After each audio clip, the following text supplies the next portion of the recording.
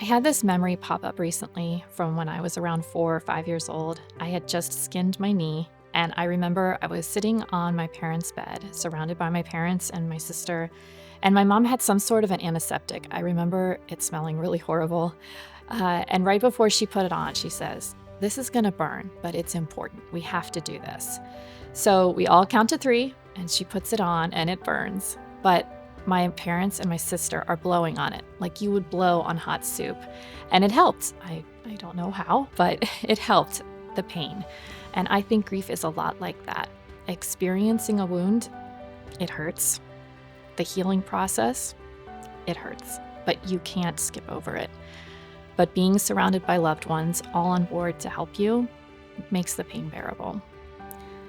I had known Donna for years and supported Heaven's Gain because it was just such a wonderful cause. I never expected to need these services myself. It was our fourth pregnancy, and so far, I'd had no losses. The statistic of 1 in 4 pregnancies ends in a loss gave me pause, but this baby, he was so alive. You don't know how active this little boy was. I used to think, man, this kid, he is going to be born running. He's going to pop out holding his placenta like a football, just slide past the doctors and nurses, and race down the hospital halls, just swinging his umbilical cord like a lasso, just laughing like a maniac. I felt him earlier than any of my other pregnancies. I remember telling the doctor that I felt his flutters at 10 weeks. And through his movements, we got to know him. He liked it when I took baths. He loved the sounds of the voices of his family members. And you could just tell. He just couldn't wait to be a part of this world. We named him Owen Timothy. And it was this constant movement that gave me such comfort as the pregnancy went on. Sure, it gave me heartburn. A few times he got me right in the bladder. But the morning I woke up and he didn't wake up with me. It was that lack of familiar movement that told me that something was wrong. We were just one day short of 36 weeks. We were so close to the finish line. And we tried all the things he loved. I took a bath. We talked to him. I even drank some ice cold water. But nothing was waking him. And I remember thinking to myself, I might need Donna today. And while I tried to tell myself it was just a fluke, and he was sleeping or running out of room to move, we drove to the doctor, and I sent out many text messages asking for prayers. They put me into the same ultrasound room where we had all been together at his 20-week ultrasound to find out he was a boy. And this time I was alone because this was just a fluke. I wouldn't need any help. But after a few minutes alone, I accepted what I knew what was happening. I knew I would need Andy. So I texted Andy to come back to the ultrasound room and to bring the kids into the room with me. The doctor came in, the ultrasound turned on. And on the screen, there was just this gray stillness. There was just such a quiet numbness to it. And I remember squeezing Andy's hand as I tried to suppress the tears. I just knew it. Owen was gone. And I realized right then that the night before, I had lamented in my pregnant discomfort, "Oh, I just want this to be over." And even though I certainly didn't mean that I wanted my pregnancy to end like this, just knowing that that is what I had said to him on his last night alive just ripped through me. All the complaining I had done, I wanted to take it all back. On the ride home from the doctor, I sent more texts. "We lost Owen. Please pray." And to my church friends, I added, "Someone tell Father, and someone call Donna for me." Within 5 minutes, I got a call from Donna, and within hours, we were in her office. And this was where the wisdom was given to us that took root and slowly made sense over the coming hours, days, and months. She gave us 2 things: preparation and permission. We were given a crash course in what we were about to go through. This preparation spared us so much trauma. It was like when my mom told me that the antiseptic was going to burn. And permission. She gave us permission to make our time with Owen special. We were able to think about what activities would we want to do with our boy while we had his body. Things that if she hadn't asked us to consider, we would probably not have thought to do and would have missed out on. The next day, we delivered Owen in a quiet, darkened, solemn labor. The doctors and nurses were hushed and reverent. The hospital staff were kind and patient, and they honored each step of the birth plan that we had created with Donna's help. Owen was wrapped up and handed to us, and we spent the next 24 hours making memories with him. We bathed him in a special soap, and that soap smell will always remind me of that day.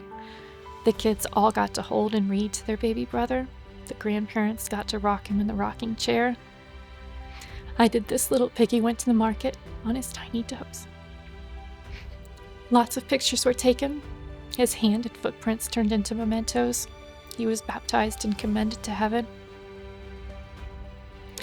I won't lie, those memories were painful to make, and for a while they were painful to remember. But one of those bits of wisdom that Donna gave us that slowly made sense was that grief is the price we pay for love. They go hand in hand. You can't get rid of grief without throwing out the love too. They are joined. And Owen deserved to be loved. He deserved to be grieved. He deserved to be remembered. We later found out that Heaven's Gain had trained our hospital, and that their gentleness and kindness were in part thanks to Donna. I heard stories of the opposite, of well-meaning medical staff not allowing parents their time to grieve, encouraging them not to hold their babies or even see them because it would cause pain.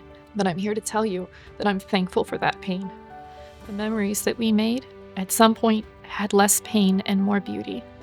Owen's death became less of a tragedy and more of a legacy. We chose a beautiful casket for Owen from Heaven's Gain, and Donna delivered it herself to the funeral home.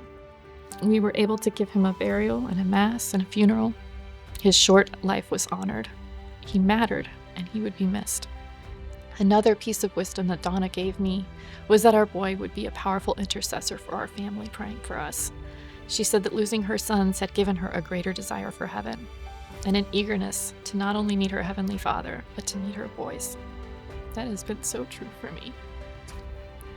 To me, Heaven's Gain, the name Heaven's Gain, isn't just about the babies. Heaven is more likely to gain me too, because in spite of the loss of my boy, and maybe even because of the loss of my boy, I'll do whatever I can to get to heaven myself. The thing about losing someone is that it isn't just a single event. It's like this candle is lit the moment you know they exist, and it can be burning for a few days or many, many years. It doesn't matter.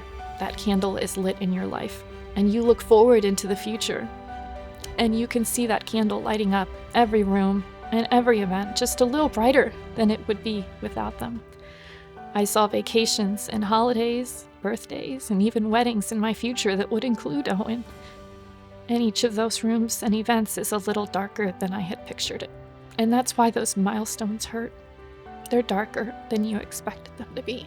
But that light burns on in heaven, and that reunion, I'm sure, will be brighter than I expected to be. They say it takes a village to raise a child, and I argue that it takes a village to bury a child too. Neither is something that should be done alone. I'm sure that you've heard the poem about footprints in the sand, how our darkest hours we are carried by Jesus. We don't walk alone during those times of trial.